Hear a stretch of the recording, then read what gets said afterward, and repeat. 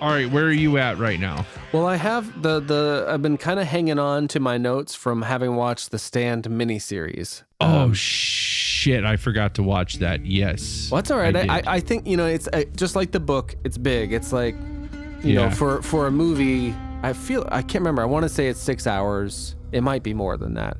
Yeah. But we don't want to wait too long. We want it to still be kind of fresh in your mind and you not have to rewatch it. So yeah, so we'll just play off memory for the most part. And I have lots of notes, but I don't need to get through all of them. But I didn't. So I'll just kind of pop off some, and then you can hop in, I guess. All right. And I'm kind of watching the clock as well, just to be reasonable. But there's some of the things that I did like is it begins with a quote from T.S. Eliot. This is the way the world ends, not with a bang, but with a whimper. And then shortly after, like, it opens with a needle drop, like literally, I think, of "Don't fear the Reaper," which is so. Now the epigraph, like, of T.S. Eliot, that's not from the novel, but the "Don't fear the Reaper" is, like, that's in the sort of precursor. It's one of the few, like, in the 78 version, it's like a quote from Jungleland, Springsteen, which is awesome. Like, I've been spending a lot of time with Springsteen as well, but it's nice to have the intersection. In fact, I think the fucking title comes from this quote, so maybe I will read this quote real quick.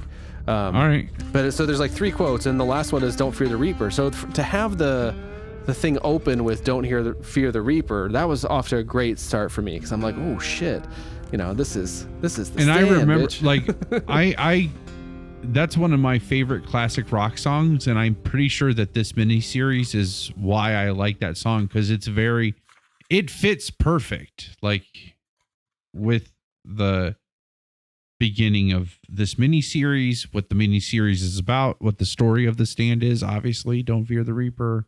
Oh, yeah. All that stuff. So, and the quote from Jungleland, where I'm pretty sure the thing takes its title, is, so this is off the Born to Run album, which incidentally, so the same as we're working through the King catalog, I've started to work through the Bruce Springsteen catalog through his autobiography. So, like, I'll listen up. I've read the book and I've gone through his work before, but I'm doing it in a kind of concerted way, and I never really locked into the Born to Run album. I love the song and Thunder Road, but so it's just a nice coincidence for me that this all lines up. But so the very first sort of epigraph of one of 3, other than "Don't fear the Reaper," that opens the Stand, the book, is "Outside the streets on fire in a real death waltz between what's flesh and fantasy.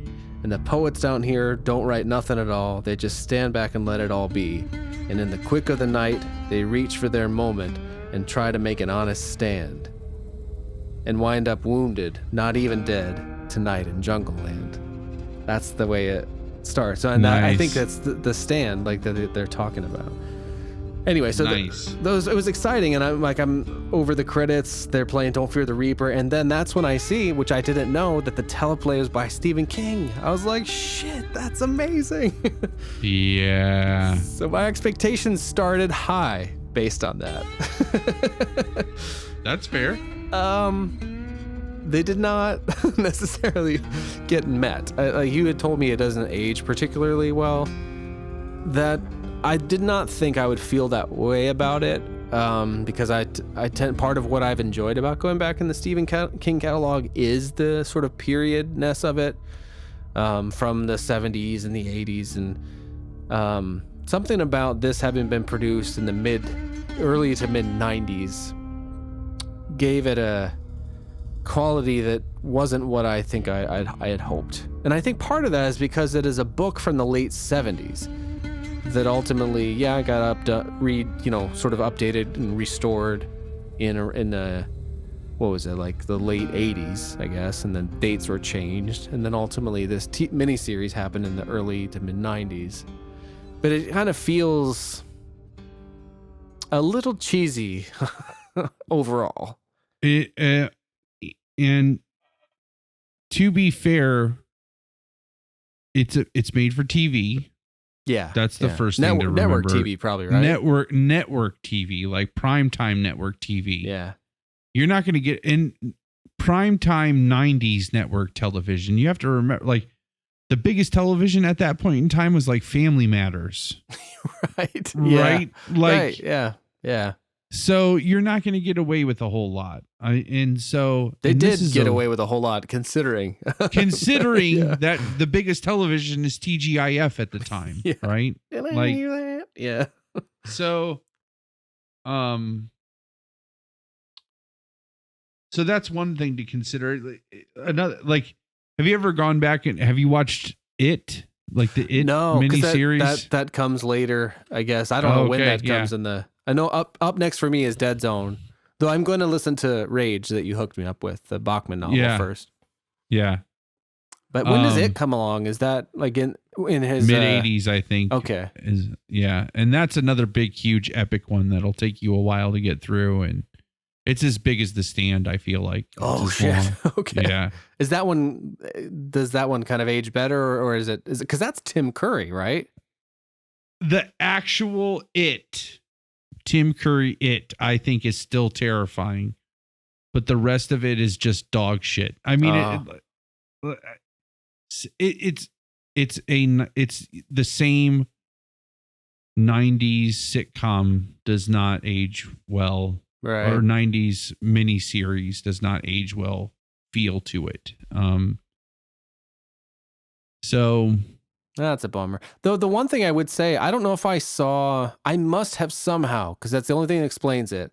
If I somehow saw images vaguely of the Randall Flagg character and the guy that played him, but that is who I picked. That's pretty much how I pictured that character when I read and listened to the book. It was uncanny. Like, yeah, that was kind of cool for me because like he had just the right vibe about him, where I was like, yeah, that's literally how I picture Randall Flagg. And I wonder how much of that production, other than writing, Stephen King had a hand in, and because I feel like there were certain things that were preserved from the book like that, like Randall Flagg. I feel like he is definitely one that they got right with the miniseries. But it is, I like Gary Sinise a lot. Yeah, he did a pretty good job. That was one of the other things I was going to mention. Like, I really liked most all the Stu stuff. Like, and I thought he was really strong. That was the same year he made Forrest Gump. Yeah. I mean, which is crazy, right? Like, he goes from television to like the greatest one of the biggest blockbusters of the 90s, right? Yeah. Of all time, one could argue. Lieutenant Dan. Lieutenant Dan. Ice cream. Lieutenant Dan. It's kind of funny because in the stand, you know, Stu falls and he's kind of, there's a problem with his leg. Yeah. I didn't think of that. Yeah, I wonder if he was like, if Gary Sinise was like, I'm just going to play bum legs. So like characters with bum legs for the rest of my life. Pigeonholed. Yeah, pigeonholed into this. Hey, who's that guy that does a really good bum leg? Yeah. Sinise? Yeah, right. Get his agent on the line. We got a part for him. He really elevated like all of his scenes. And I was really, at first, I really did not care for the casting of Rob Lowe as Nick Andrews. No. I was like, that is not at all what I pictured. But it was interesting that I did warm to him throughout. Like, that's all it's interesting because like when I'm listening to the book and there's so many characters, I didn't know necessarily who the leads or heroes were. And so when you see the movie kind of characterization, then it's like, okay, obviously Stu Redman is the hero of this thing. And I did not like Molly Ringwald cast as Franny. That was a stretch. It made sense to me when I thought about it. Because if you think about, Franny was like this kind of big shot in high school, no longer in high school, but still kind of carried that air, but like the sort of faded glory of being the, you know, not that she's prom queen, but that kind of deal. So I thought about it in that context, early 90s, Molly Ringwald, maybe coming off of her 80s kind of All-American Girl in high school, would have made some sense. It just didn't really work for me. I always pictured Fran as like, as like the Fran from Dawn of the Dead, or who was it in Christine maybe? Debbie Allen, I think, from like Blowout, and she played the bad girl in Carrie. Sorry, Sue. Yeah. I know who you're talking I about. pictured that kind of blonde vibe. Yeah. Which I know that's like how we wrote Wendy and The Shining, and of course, we get Shelley Duvall, and in any event, that was a disappointing. And then the last sort of main casting thing was Harold. That was tough for me. That is not how I picture Harold Lauder. Like, yeah, I pictured Harold they Lauder went too hard with like the geeky. He wasn't chubby at all. Yeah, that was a big part of it in my mind. Yeah. Like, I think I pictured like a Eugene from The Walking Dead, or someone who I wish I could think of that. I don't know the actor, and it's a kind of a small scene in a late portion of Mad Max from like 79, where they go to this farm, and there's a kind of a big guy, mentally slow. Picture him like of Lenny from Mice and Men or something. Like, I would just, that's not. Which Gary Sinise did the film adaptation of with John Malkovich. I just thought of him as this kind of big, hulking, acne-ed, awkward guy, not a skinny kid. Right. I don't know. That didn't work for me. And similarly, like, I would have felt better in a way if like the actor that played Tom Cullen was Harold Lauder, though he seemed way too old to be Tom Cullen. Anyway. Yeah, I felt like he was the guy, because that's Dauber from Coach. That's how I know him. Thank you, I don't know how else to like. That is exactly who I thought of him as. Yeah. Well, first, it's really funny because you're comparing you went from the book to the miniseries, so you're saying that's not how I pictured this character. I had my childhood memory of this miniseries when I first read this book. Oh. So I pictured I pictured Rob Lowe doing all of the things that happens in the book. And, yeah. And in my adulthood, when I went back to The Stand after I had listened to it, like I did what you did essentially. Like I listened to The Stand. I wasn't doing my chronology of Stephen King, but I just happened, as I was just listening to audiobooks, I listened to The Stand. That made me want to watch the miniseries, and when I did, I was like, I couldn't finish it. Like I slept through like the middle act pretty much of the episodes or of the 6 hours, and and I was like, oh, this is just not a good representation of the book. But I'm grateful that I had those, because those people did great in my head while I was reading the book or listening to it, like, so,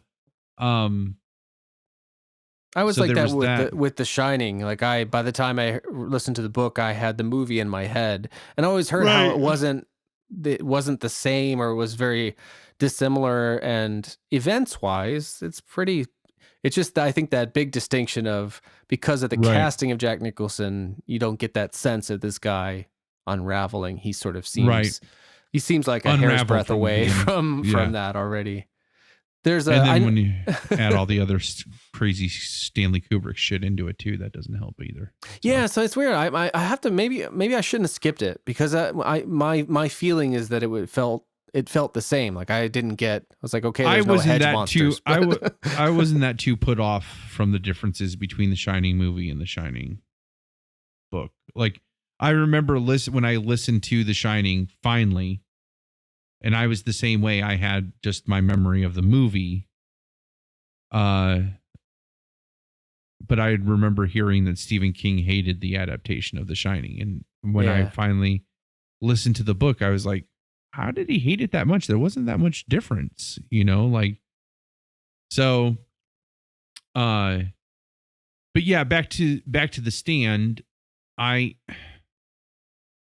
So the first one was, I went the other way. Like I had seen the miniseries, and all of those people's faces were who I pictured.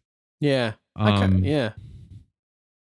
So, but it just, I don't know. I don't think it does the book justice. Like, and I know that's like a cliche thing to say about a book adaptation, but Stephen King, in my opinion, has only had a handful of really powerful adaptations, like ones where I'm like, that lived up to the word, like that was worthy of the book. Like it was that good. And most of them come from Frank Darabont. So that makes sense. And I haven't gotten to any of those yet. I'm excited. yeah. So I got those to look forward to. Yeah, we're gonna have to do a Shawshank episode too. Oh my God, yeah. Because I mean, listeners are just encountering like, I have never seen that movie, which always invariably makes people so angry. Because and what's funny is that movie came out around the same time when we were finally starting to hang out like as a group of people, and I feel like that movie circled around, like discussions about that movie circled around our friends. Yeah. And if I would have known you had never seen it, like that definitely would have happened a lot sooner than that. I kind of wish it had then. Yeah. Yeah. There's lots more so good. I could say about the Stand adaptation, but I know we're kind of coming up against time, and maybe we'll even come back to it, or maybe if we're gonna have to put a pin in it or cap it, there's like a paragraph in the introduction to the book that Stephen King sort of addresses the idea of a forthcoming movie that I think sums up this sort of frustration with cast in a great way. So maybe we go ahead on this. So he says, this is in the introduction. This is the end of the introduction to the, it's dated October 24th, 1989. So for the restored version of The Stand. And he says, I wish I did a Stephen King like I do Bruce Springsteen, but I can't. He says, I'm invariably asked if there's ever going to be a movie. The answer, by the way, is probably yes. Will it be a good one? I don't know. Bad or good, movies nearly always have a strange, diminishing effect on works of fantasy. Of course, there are exceptions. The Wizard of Oz is an example which springs immediately to mind. In discussions, people are willing to cast various roles endlessly. I've always thought Robert Duvall would make a splendid Randall Flagg, but I've heard people suggest such people as Clint Eastwood, Bruce Dern, and Christopher Walken.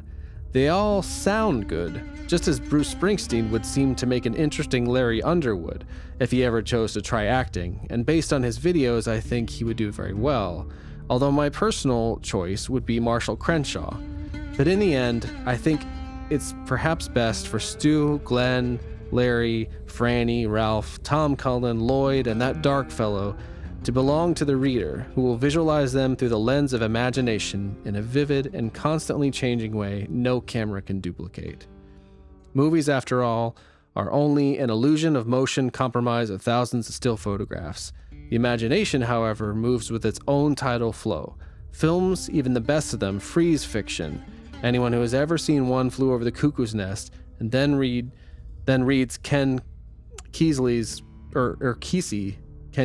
novel will find it hard or impossible not to see Jack Nicholson's face on Randall Patrick Murphy. That's not necessarily bad, but it is limiting. The glory of a good tale is that it is limitless and fluid. A good tale belongs to each reader in its own particular way. So that really summed it up. That's also how I also like to read novels of things I can picture from movies. It's kind of fun to see the film enriched in that way. Like you can see those actors play things out. But if you encounter the book first, you do have these kind of visual images that are not specific and are kind of fluid. And there's something nice about that. And then when they're kind of constrained into, characterizations by whoever would, get a movie made or sell tickets, it can be great, but it can also not work necessarily so well. So right. Obviously, what do you think of the Trash Can Man? I loved. Oh, I will say I did like that. That guy did a great job as the Trash Can Man, didn't he? That is not what I pictured for the Trash Can Man. I also pictured, that's who I pictured, the Mad Max guy. I wonder if I can find something and tweet that so you can see what I'm talking about. I had a different sort of, I didn't picture a thin guy like that, but I really did. He's the guy, he's Max Headroom, right? But he was perfect. There were lots of little things too. I love like how everybody was kind of singing the Larry Underwood song a little bit under their breath, like it was in the air. Yeah, which they did a great job, because that happens in the book too, where like it kind of just keeps popping up and if you think about it, if the world if the apocalypse happened right now, whatever pop songs right now, those would still be stuck in people's heads. They would still be the pop, like the immortal pop songs of this era, like, yeah. So, I like that. I like, the My Favorite Martian actor, like that guy did a great job. Who was that? Was he one of the older gentlemen? Yeah, he's the guy with Kojak with the. Oh yeah, I loved him too. I think he played. I liked a lot of those not minor roles, but those older guys. Like I thought the Glenn Bateman was great too. I don't know that actor's name. Sorry, and then yeah, shoot, I can't remember. He called Stu East Texas, but now I can't think of his name. I thought he was terrific. Yeah, there were certain castings that I did actually really appreciate, and it's you get almost enough time. Like a 50-50 balance. I feel like half of it is like spot on, and that's the best that you're going to be able to get with a primetime network miniseries. Yeah. And then the other half is just like, come on, like, right. This is so television. Like, it's like bad television. Come on. There was a couple like Maximum Overdrive kind of. I really loved a lot of the stuff that didn't have dialogue or scenes. I will say that. Like, there was another thing where all of the editions of The Stand had sort of updates. I won't get into too much about like the songs that they would reference changed a little bit from the 70s to the. And an inspired choice at the beginning, I think part 2, they did the Crowded House song "Don't Dream It's Over," which is not from any of the books, but it's just so perfect. They're really nice. And like, I don't remember the crow bird being kind of a familiar of Randall Flagg's in the books. I thought that was a really nice visual translation of that kind of dark but omnipresent or sort of there was a lot of like cool visual stuff, but a lot of the dialogue was yeah. Like, it was like here's one from early on. I'm gonna get someone to take their shirt off before I go home tonight. Says like a cop in the gap. Yeah. Like, what does that mean? Well, and here's the thing. That's because Stephen King writes like people. He writes that's why his books, in my opinion, translate so well to audiobooks, because he writes them to be told aloud. Yeah. So they're written for an oral language. That's why his dialogue is so powerful, because it's literally how people would talk. Like, there's no flowering up the language for the artistic purpose of literature. He writes how his characters would talk. I feel like the miniseries, they write for primetime television, which is that's not how people don't talk like that. Yeah. And then they try to put them in these very human situations. Yeah. He wrote the teleplay. That's why at first, after those first scenes, I was so excited.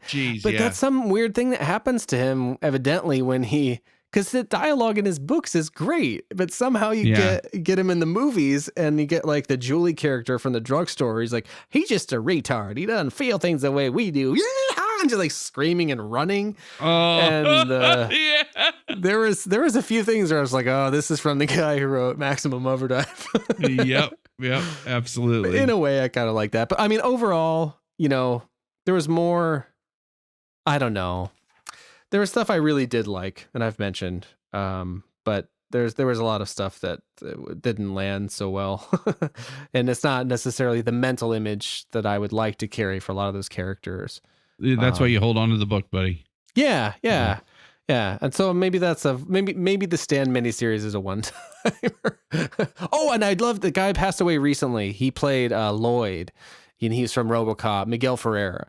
I really liked it. There were the people who are well cast that really did add to that I will carry with me in a positive way. Listen to the book again. Wasn't the Mother Abigail makeup like really terrible? Yeah, it wasn't great. And there's this line she's like, here's another one of those ridiculous, like she's coming out of an outhouse. And she's like, Lord, those prunes sure did the trick. Talking to God like she does. And I'm like, what?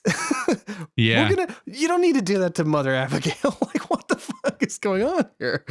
But there were, for all of that, there were like some inspired touches. And I think just to nail Randall Flagg, did you like the Randall Flagg, or would that be because you've heard him in other books and stuff? Yeah, I think he. And see, and I didn't want to spoil it, but that is also the Randall Flagg that I have pictured. From the miniseries is the Randall Flagg that I've pictured that has popped up in other Stephen King books. So like when he is in those, I picture that Randall Flagg.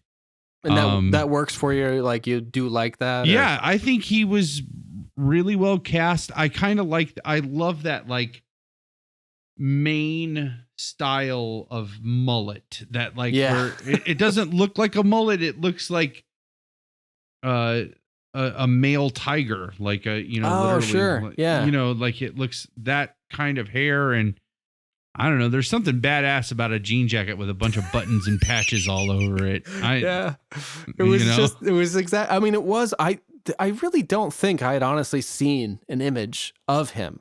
So that's what's so remarkable to me. Like, that is how I pictured that guy. Yeah. I couldn't quite picture a face because he's just referred to as the Dark Man and stuff.